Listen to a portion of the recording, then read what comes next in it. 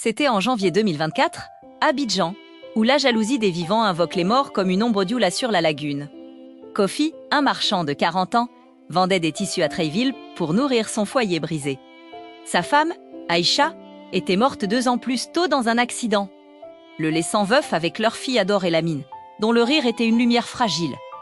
Les factures s'empilaient comme des offrandes maudites, frais scolaires, médicaments, et les rêves de Kofi s'effritaient. Un soir, Lamine lui demanda « Papa, pourquoi les pluies murmurent des secrets ?»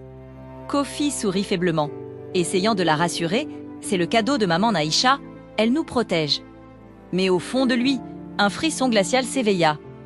Il sentait comme si les esprits de la lagune, à des kilomètres de là, exhalaient leur souffle vengeur. Une menace invisible qui se rapprochait. Chaque crépuscule, les fantômes de l'envie glissaient comme des lianes. 2 ans plus tôt, Aïcha prospérait employée de banque montante, mariée à Kofi, un jeune homme élégant et dévoué, et mère d'une petite fille radieuse, Lamine. Sa vie était un rêve envié par son ancienne camarade de classe, Fatou. Je la vois encore, une silhouette ombragée dans son boubou fané, ses yeux brûlants de rancune. Fatou, sans enfant, survivant à peine, avait murmuré des malédictions à un marabout. « Prends sa lumière, donne-moi son foyer. » Puis, l'accident. Les freins de la voiture d'Aïcha qui lâche sur une route glissante. Son crâne fracassé, son torse déboîté. Après l'enterrement, Kofi a tenté d'enterrer son chagrin. Mais la lagune continuait de murmurer. La jalouse observe. Son prix est impayé. Aujourd'hui, même à midi, les ombres s'allongent de façon anormale sur son étal. La terreur est plausible, la malice héréditaire, et un esprit exige son sacrifice. Le 15 janvier 2024, au milieu du tumulte du marché, Fatou réapparut, telle une fleur de lagune. « Kofi, Aïcha était ma sœur d'esprit. Laisse-moi penser ton cœur. » Ses yeux, profonds comme des flaques maudites, cachaient le pacte du marabout.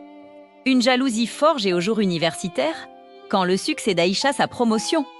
Son foyer aimant, son mari qui l'adorait empoisonnait l'âme de Fatou.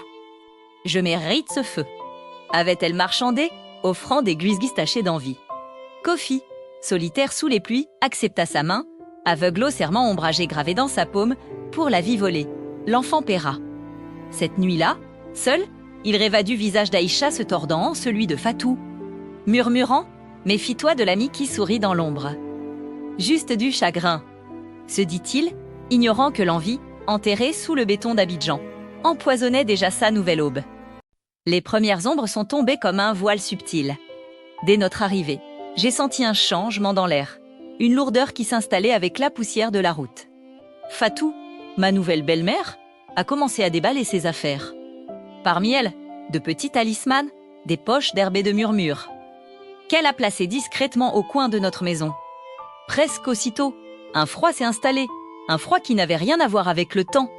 Mon père, Kofi, a commencé à changer. Un brouillard semblait s'emparer de son esprit, ses décisions devenant floues, comme de la pluie sur une vitre sale. Un jour, alors que je dessinais, j'ai éternué un léger brouillard rouge. J'ai dit à mon père que les yeux de Belmay faisaient pleurer mes poupées. Fatou a souri, disant que ce n'était que des histoires d'enfants. Mais le soir, quand les coins de la maison s'assombrissaient, j'entendais un faible chant d'Youla s'élever des murs, la malédiction réclame son dû. À la basilique, les vœux résonnèrent creux. Fatou, voilé de wax sprint rouge, touche à l'anneau de Kofi, notre foyer brûlera éternel. Son charme, mêlé de potions de marabout, voilà sa piété rosée oubliée dans des nuits fiévreuses. Lamine, en minuscule boubou, éparpille à des pétales qui se flétrirent noirs. Les invités murmurèrent du fantôme d'Aïcha, mais Kofi ne vit que la lumière de Fatou. Alors que les cloches sonnaient, une ombre remua, la mariée jalouse réclame son prix, mais l'enfant est marqué. Les semaines sont devenues venimeuses, comme les marais pollués de la lagune. Dans notre maison à Abidjan, la moindre erreur était un prétexte à la colère. Un jour, dans la cuisine, Fatou a frappé ma petite sœur Lamine pour une assiette qui a glissé de ses mains. « Inutile comme ta mère » a-t-elle sifflé, ces mots aussi tranchants que les sorts d'un marabout. Mon père, Kofi, l'esprit embrumé par les amulettes qu'elle cachait dans son thé, a juste murmuré « Elle est de la famille maintenant ». Lamine, elle, se réfugiait dans les coins sombres de la maison, pensant ses blessures en secret. Une nuit, elle est venue me voir, ses petites mains moites agrippant mon bras. « Papa, Les histoires que belle-mère raconte font saigner la photo de maman. M'a-t-elle dit, les larmes traçant des veines rouges sur ses joues. L'emprise de Fatou se resserrait sur notre foyer. Bientôt, le sacrifice scellerait notre destin. Les nuits devenaient un marécage fétide. Dans mes rêves, Aïcha émergeait de la lagune, la gorge tranchée par des mains invisibles. Sa voix me hantait. L'envie de Fatou m'a tuée. Maintenant, elle a faim de Lamine. Je me suis réveillée en sursaut, la tête battante. Fatou était là, me tendant une potion amère. Juste le bourdonnement de la ville, mon amour, disait-elle d'une voix douce. Mais les gémissements de Lamine venaient de son tapis. Papa, les ombres sous le lit de Belmier ont les yeux de maman. J'ai essayé d'ignorer ces paroles, mais l'amulette sur ma poitrine pulsait, comme un second cœur affolé. Mars 2024 apporte à un brouillard cramoisi où était le lien du sang. Fatou régnait sur notre foyer, une reine impitoyable. Ses potions, glissés dans la nourriture de mon père Kofi, émoussaient son feu, le transforme en marionnette. Vends les vieux tissus, achète mes soieries, lui ordonnait-elle. Il obéissait, sa piété s'effritant comme de vieilles bougies d'autel. Moi, Lamine, j'étais chargée de corvées sans fin. Je murmurais à ma poupée, les chansons de Belmire appellent les mauvaises pluies. Un jour, elle m'a surprise, ses yeux flamboyants de rage. Le marabout exige la pureté. A-t-elle sifflé? Et bientôt, tu nourriras les esprits. Seul, je l'entendais prier les ombres. Sa voix un venin, l'enfant pour mon trône. Je savais que j'étais le sacrifice qu'elle préparait. Mais une enfant paère déjouer la sorcellerie qui a déjà consumé un homme fort? Suivez-moi pour découvrir la suite. La crainte se levait comme un serpent dans notre village. Tout a commencé avec les gens, cadeaux de Fatou, des bouillies épicées. Toujours bien chaudes, même elle est d'herbes étranges, des herbes d'obéissance, disait-on. À chaque bouchée, mon père Kofi pliait un peu plus bas, il perdait son éclat. Sa voix, autrefois si forte, n'était plus qu'un murmure. Discipline la fille, elle est la racine de nos malheurs. Il parlait de ma petite sœur, Aïcha, un soir. Je l'ai vue, terrifiée. Fatou glissait un sachet sombre dans le repas de papa, plus tard.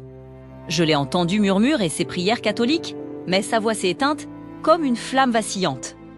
Je me suis approchée de lui, serrant le boubou fané de ma petite sœur.